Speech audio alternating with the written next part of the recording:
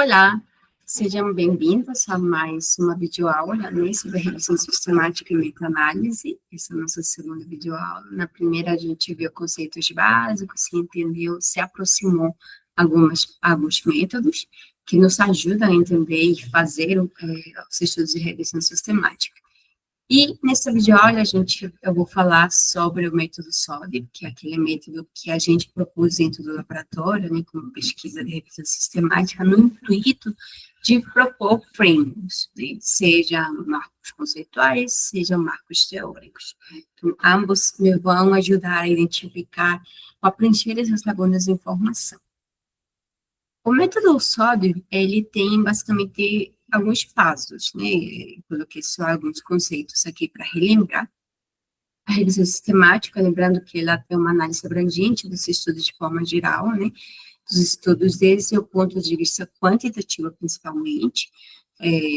O método SOD, ele prega pelo uso de ferramentas de acesso aberto, né, sejam softwares, sejam sites, que nos vão ajudar a visualizar, fazer essa visualização dos dados. E nos vai ajudar também a identificar essas lacunas, né, a partir do conjunto de dados que eu vou obter, eu vou conseguir identificar essas lacunas. Utilizar a meta-análise, lembra que eu falei que a meta-análise é um outro conceito, um método estadístico, que vai me ajudar a entender a revisão sistemática. Então, no método sólido, a gente propõe o uso da meta-análise para ter uma abordagem mais geral do que eu estou achando, do que eu estou procurando, né, desses dados que eu obtive. A visualização dos dados, que é a criação de tabelas e gráficos de mapas a partir desses dados que eu obtive. E a proposta, né, do marco conceitual e o marco teórico, ambos são diferentes, um é mais aprofundado em termos de uso do estado da arte, né, eu vou trazer conceitos, vou validar conceitos que estão sendo falados, que estão sendo mencionados nas pesquisas que eu estou procurando. E o teórico, ele vai me ajudar a melhorar a teoria dentro dessa área de estudo. Então, se eu estou procurando estudos sobre mudanças climáticas, eu vou propor um marco teórico que vai me ajudar a entender melhor qual é o conceito dessas mudanças climáticas, por exemplo. Então, esses são 6 passos que o método SOD ele propõe. E lembre que o intuito dele é justamente propor esses frames. Lá nos exemplos, vocês vão poder visualizar muito melhor. Este é um resumo, né, do gráfico do método, né? A gente primeiro faz uma revisão sistemática, propondo uma pergunta do problema, e a partir da proposta dos objetivos também, objetivo geral, objetivo específico, a gente faz o uso de programas abertos. Dentro do artigo, a gente comenta quais são esses potenciais artigos, né, esses potenciais softwares ou ferramentas de acesso aberto que podem ser utilizados para a gente obter visualização de dados, né. O terceiro, a visualização em si, o tipo de análise que eu vou utilizar, né, isso vai depender muito do software, claro. E o 4, a identificação desses lacunas, tendências e desafios das pesquisas que eu estou avaliando, que eu estou estudando.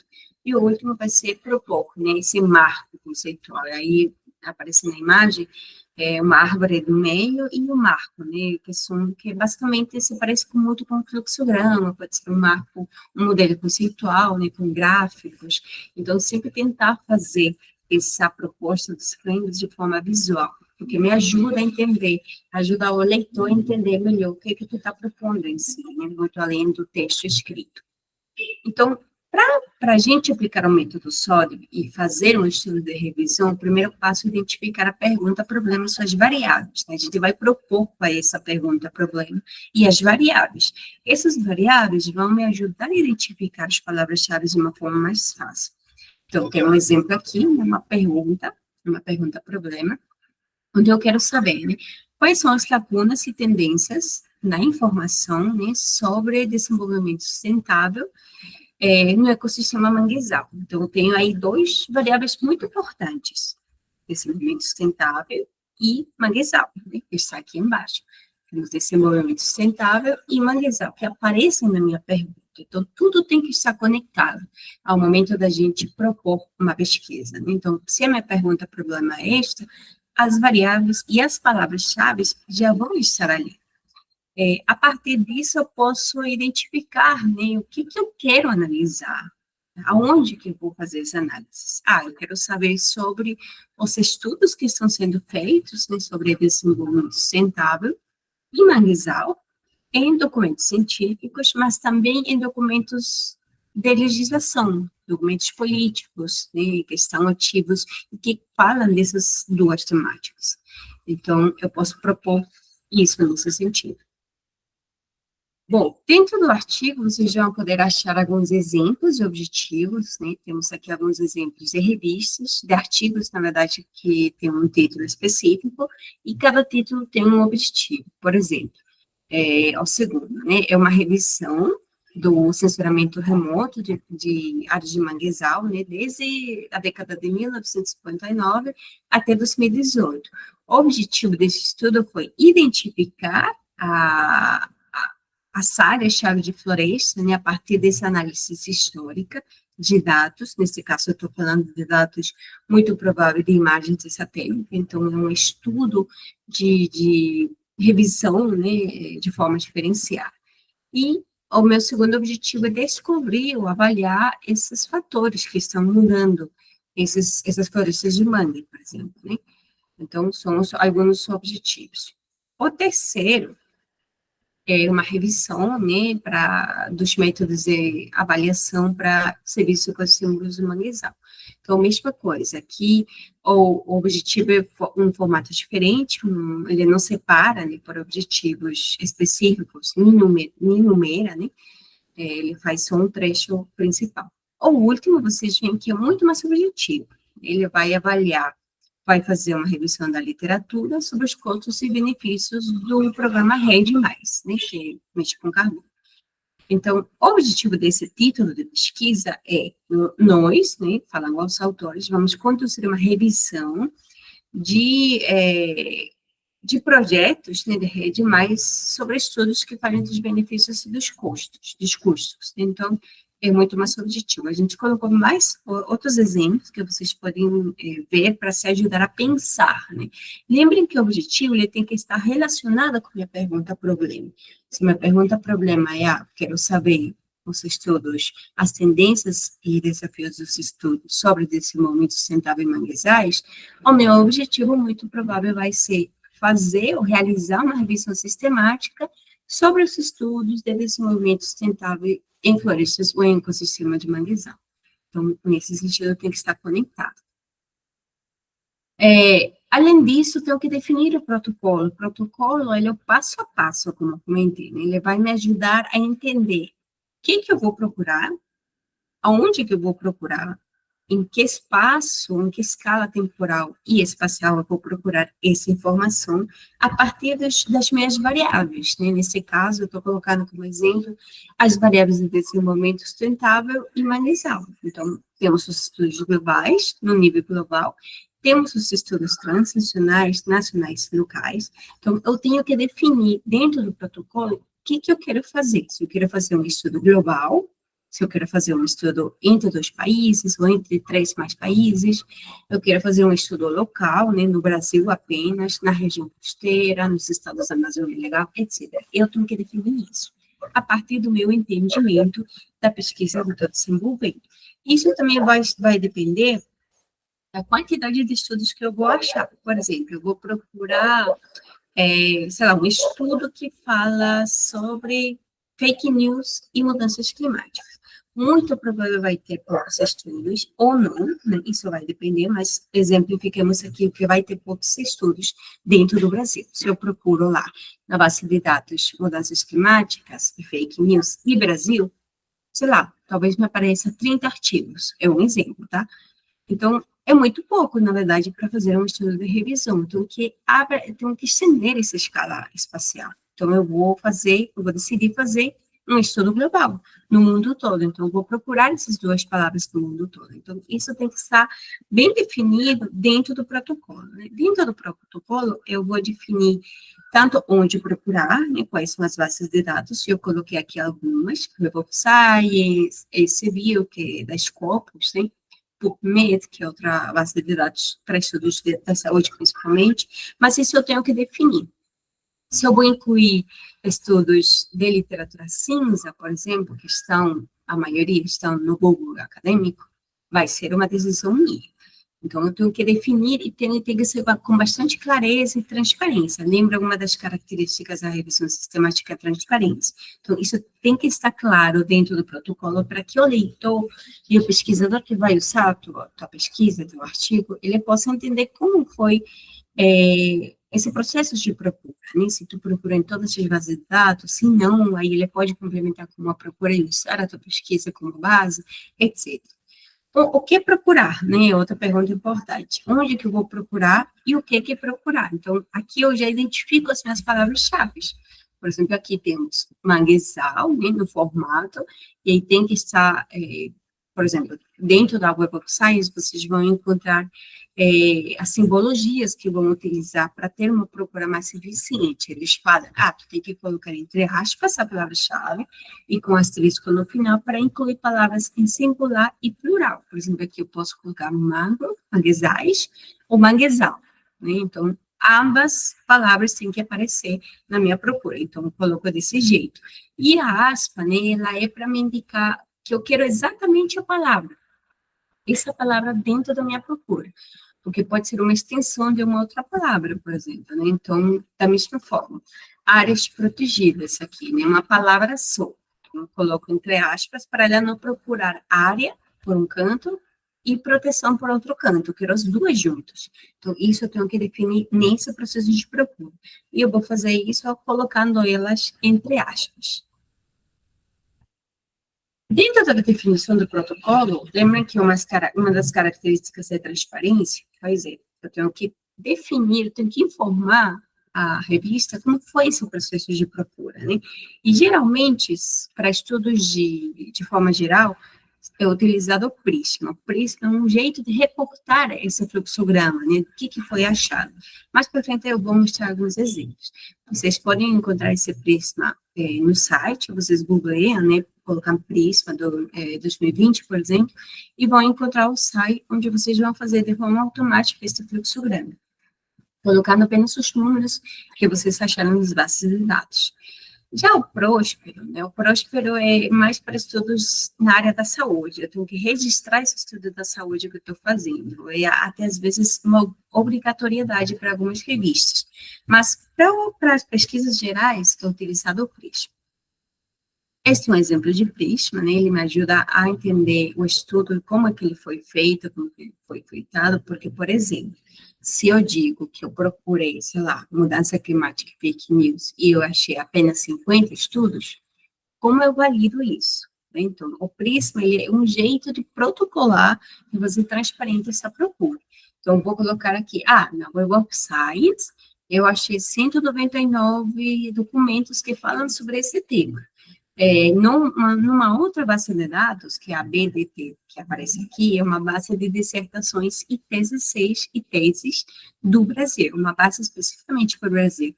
Então, se meu estudo é no Brasil, com uma comparação do mundo, obviamente eu vou usar o Web of Science para ter essa abrangência mundial, né, global, dos estudos que estão sendo feitos, e bases locais, né? Se for no Brasil, por exemplo, eu vou usar a BDTB, que é uma base de dissertações, de TCCs, que muitos desses documentos, eles não são publicados, eles não vão aparecer na Web of Science como artigos, por exemplo. Então, dessa forma, eu sinalizo, né, dentro do Prisma, eu vou colocando, como identifiquei esses estudos, em quais bases, quantos estudos eu obtive.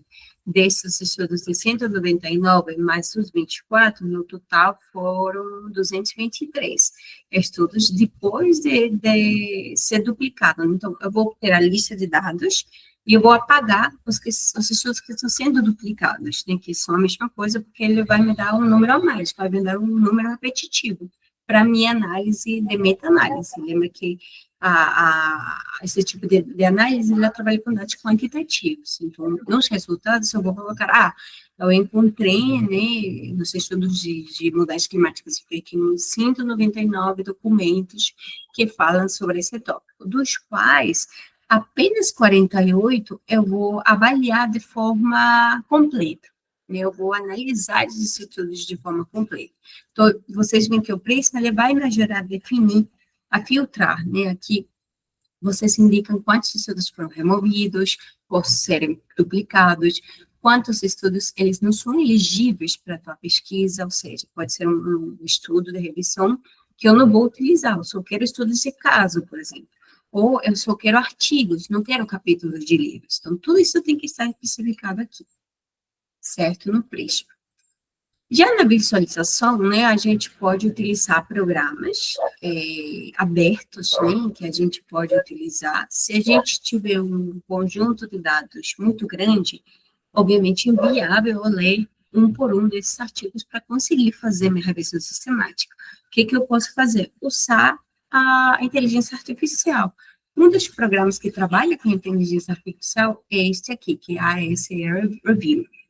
Esse programa, ele tu dá o pacote completo de dados que tu está analisando, que tu extraiu, né, da Web of Science, tu insere nele e ele vai te ajudar a identificar que temas de pesquisa tu queres, né? Então, é muito simples, ele não é difícil de aprender, vocês podem procurar tutoriais no YouTube, é um programa gratuito e aberto. Ele é bem interessante para fazer esse tipo de estudos, né? Se a gente souber programação, a gente pode utilizar o RStudio, Python, que eles fazem todo tipo de análise, mas às vezes programar é limitante. Então, a gente vai utilizar outro tipo de programas, como o VozViewer. O VozViewer, ele é um programa onde tu insere o conjunto de dados que tu baixou da Web of Science, escopos, e ele vai te dar uma nuvem de palavras conforme o ano, né? Ele trabalha com as palavras-chave, principalmente. Então, ele é específico. Eu posso usar vários programas para juntar e misturar e colocar na minha pesquisa para fazer ela mais robusta. Com o VozViewer, eu posso analisar as palavras-chave e todos os artigos que eu achei. Com o Row Graphs, eu posso analisar os títulos, posso analisar as conclusões, posso analisar de uma forma mais diferente, sabe? O que disso eu posso analisar, posso fazer um mapa, né, dos documentos que eu estou encontrando, onde que eles estão localizados. Dentro desse artigo, vocês vão encontrar também a ferramenta que a gente desenvolveu, que é o GeoStrack. Ele trabalha, ele identifica as palavras que têm a ver com países. Então, por exemplo, eu posso dizer para ele, nessa planilha, tu vai identificar quais países, quais nomes de países e continentes aparecem nos títulos. Então, isso já vai me ajudar a identificar onde que os estudos estão sendo feitos, né? É uma ferramenta bem legal. Ela está dentro do artigo que eu comentei ainda agora, que é o artigo da metodologia Solib. E o que diz, eu vou trabalhar fazendo mapas, né? O Iramutec é outro programa para fazer análise de conteúdo, ele trabalha com análise qualitativa, posso trabalhar com nome de palavras, análise fatora de correspondência, ele trabalha especificamente com texto, né? Eu vou dar um texto para ele e ele me traz a estadística desse texto. E o Bojan Tools, que o Bojan é uma ferramenta também que é online, tu acessa ela e tu pode fazer uma nuvem de palavras, pode fazer uma análise dos textos, a relação dos textos. Ele é bem mais fácil que usar o Iramutec, por exemplo. No Iramutec tu precisa conhecer um pouquinho melhor a ferramenta, porque o Iramutec ele é baseado na linguagem R, é uma interface, na verdade. Para quem não sabe programar e quer usar uma análise qualitativa, nome de palavras, RFC, o Iramutec é isso, justamente. E o Bojan é uma ferramenta muito mais simples que te ajuda também a ter essa informação. E aqui um exemplo, nesse mapa foi feito no QGIS, um mapa que me diz aonde que, um mapa de calor que me diz aonde que estão os estudos sobre desenvolvimento sustentável em manguezais. Aqui eu adicionei outras questões, claro, como o manguezal, né, a floresta de mangue, que é esse verdinho, os sítios Ramsar, que estão na área da costa, que são esses pontinhos vermelhos, e em azul são os estudos que estão sendo desenvolvidos, né, dentro, que abrangem, na verdade, desenvolvimento sustentável e manguezal. Então, aqui eu posso inferir que mais estudos sobre esse tema estão sendo feitos na Ásia, né, porque aqui o azulzinho está muito mais forte. Pouquíssimos no Brasil, pouquíssimos na América Latina. Então, a partir disso, eu posso inferir muitos outros resultados. Isso se faz a partir de uma planilha de Excel, né, juntando com o Shapefile para fazer um mapa. Outro gráfico interessante é o gráfico de escala temporal, né? Esse é de escala espacial e esse de escala temporal. A escala espacial, ele vai me indicar a, o número de artigos, o número de documentos que eu achei ao longo dos anos. Então, aqui eu posso ver, o primeiro artigo que eu encontrei foi em 1974, que fala sobre desenvolvimento sustentável e manguezal. E aí ele foi crescendo ao longo, né? Teve um crescimento exponencial até 2021, né, que são os estudos, foi uma revisão que foi feita até o ano 2021, neste caso. Então, posso falar aqui, os estudos que estão diretamente relacionados com desenvolvimento sustentável, são os que são em vermelho, que são poucos, vocês veem na imagem. Os estudos que mencionam a palavra desenvolvimento sustentável na discussão, na conclusão, na introdução, estão relacionados de forma indireta, então são os amarelos, por exemplo, um gráfico temporal, né, que vai me indicar ao longo dos anos como que foi crescendo esse interesse desse estudo por essa área, né? Então, aqui temos outro gráfico com os mesmos dados, só que este gráfico, ele já menciona ou visualiza o tipo de documento, que eu tenho artigo de revisão, tenho artigo científico, conferência, né, artigo de conferência, e outros documentos que eu tenho achado. Esse outro tipo de visualização, né, a visualização com Iramutec, feito no Iramutec, no caso, eu trabalhei aqui com os títulos, juntei todos os títulos das pesquisas que eu achei, que eu coloquei para rodar no programa. Então, aqui, esse é um análise de AFC, me mostra os clusters, né, a relação, as palavras agrupadas, os temas que estão sendo mais frequentados, ou estão sendo mais mencionados com maior frequência, perdão, em 4 cores, né? Então, e como eles estão relacionados.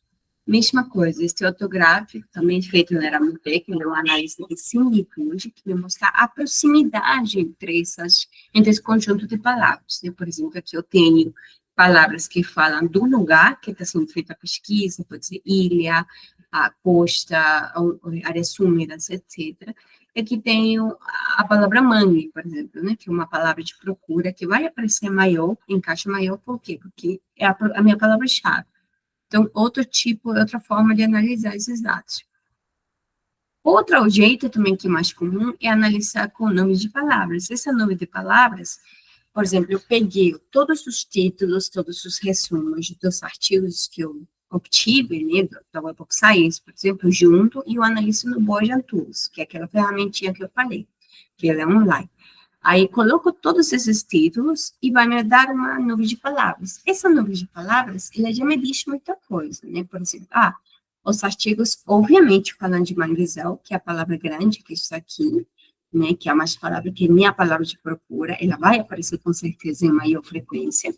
Mas, relacionado a esse manguezal, tem outras palavras, né? Como cobertura, floresta, Engine, que é um programa que está sendo utilizado, monitoramento, mudança, que uso, etc. Então, essa nuvem de palavra é um dos primeiros análises que eu recomendo fazer, porque ele já te ajuda a identificar quais são os tópicos que tu pode desenvolver no resultado. No resultado, eu posso trabalhar com tópicos.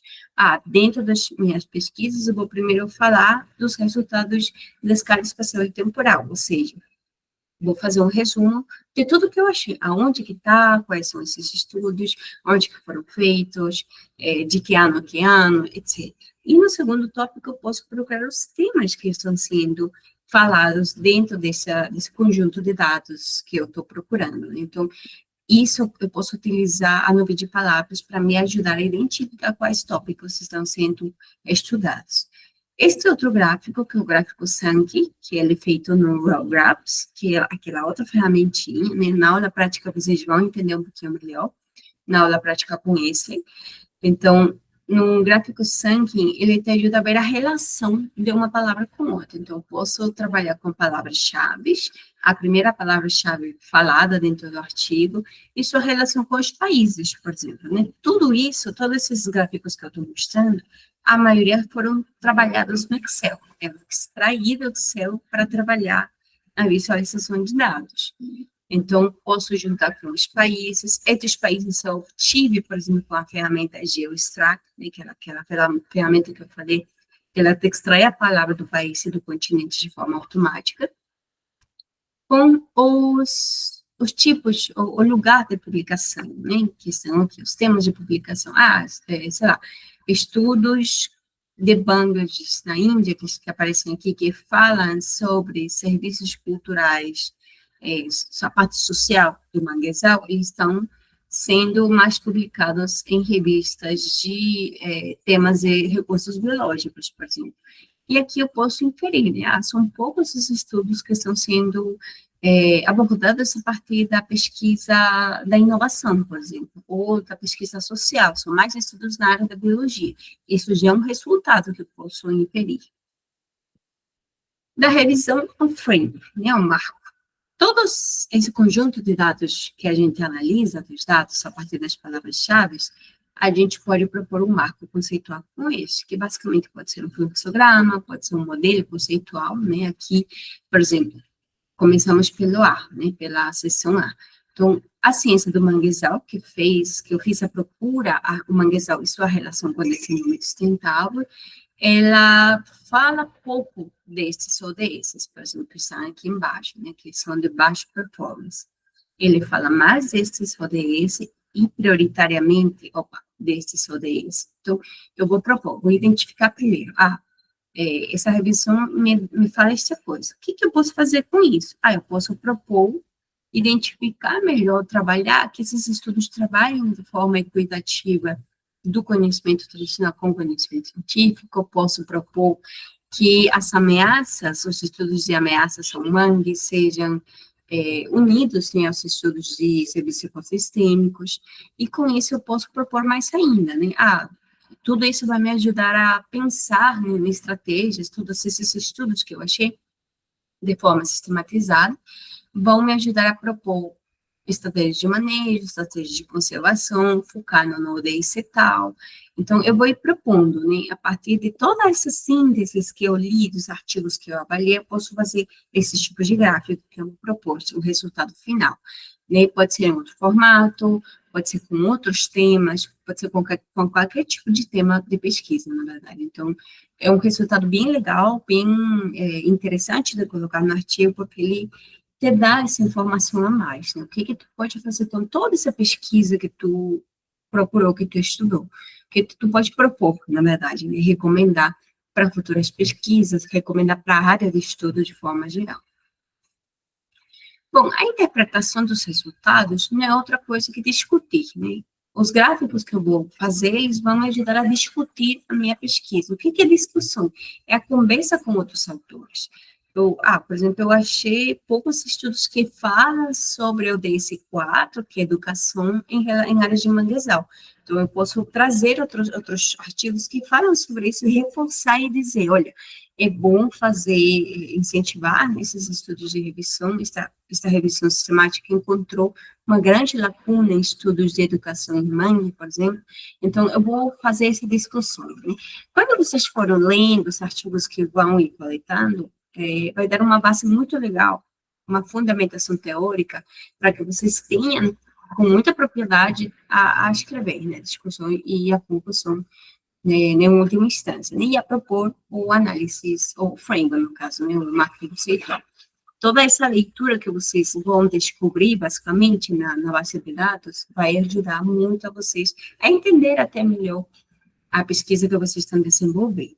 Então, a importância dos estudos de revisão sistemática, bom, não é outra coisa que direcionar outras pesquisas, né, preencher essas lacunas de informação teórica que estão sendo estudada sobre um respectivo tema, né, ter essa visão abrangente dos estudos que estão sendo feitos, a identificação de tendências, o que eu posso propor a partir disso, e o marco conceitual pode me ajudar a isso, e as decisões baseadas na evidência, né? Eu vou propor, eu vou recomendar, baseada na ciência que já foi publicada. Eu não vou propor da minha cabeça, na verdade, né? Então, eu vou trabalhar com esses dados que já foram validados, foram publicados de forma que cumpriram com um método científico. Então, isso é importante. Os desafios dos estudos de revisão, bom, é a complexidade da coleta de dados, porque tu tem que seguir um passo a passo, né, um protocolo. As habilidades, talvez, avançadas, mas nada que não possa ser aprendido. de forma autodidata, né? E muitos programas conseguem, ou eles te pedem, na verdade, programar, só que se eu não sei programar, tem outros programas, outras interfaces que podem me ajudar a essa análise de dados. E a integração de dados de diferentes fontes, né? Eu posso fazer essa mistura, esse é um grande desafio, na verdade. Misturar dados que eu encontro no Web Science com os dados que estão nas Scopus. Por quê? Um desafio porque vai tomar tempo, vai requerer que tu sente, que tu veja, compare ambas esses dados juntos, as planilhas, né, que tu descarregou, mas nada que possa ser feito, né, de forma sistematizada, na verdade. Isso vai te ajudar bastante a entender muito mais o tema que tu está fazendo. Então, na próxima videoaula, eu vou falar sobre exemplos, vou dar alguns exemplos de estudos de regressão, e vou falar do protocolo de pesquisa também, que vocês podem seguir como modelo. Então, até lá.